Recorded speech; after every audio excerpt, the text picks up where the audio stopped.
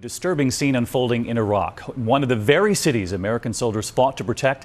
Tonight, it's now in the hands of Al-Qaeda. So dangerous, the Iraqi soldiers our troops trained, now on the run. And so are 500,000 families. In fact, look at this, a massive traffic jam, cars trying to get out of the city, to get out of harm's way. ABC's chief global affairs correspondent Martha Raddatz, who has traveled to Iraq more than 20 times with the desperate race to get out tonight.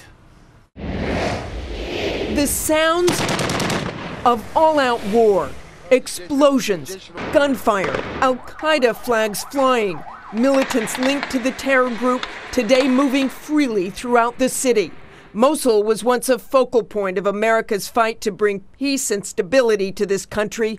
Face after face of the fallen, more than 200 U.S. troops in all, giving their lives to secure the city. And now this. James Smith still suffers from traumatic brain injury after hitting a roadside bomb in Mosul in 2005. My heart sank into my stomach, and I was very upsetting because of all the hard work we did to stabilize the city. It was where a confident General David Petraeus told me hundreds of thousands of Iraqi forces being trained would not be intimidated. You can't have that situation, and I don't think you'll see it here. But today, those same Iraqi forces fled under attack in U.S.-supplied armored vehicles, eventually abandoning them, their weapons, and even their uniforms. And this is just the latest city to spiral out of control now that the U.S. has pulled out.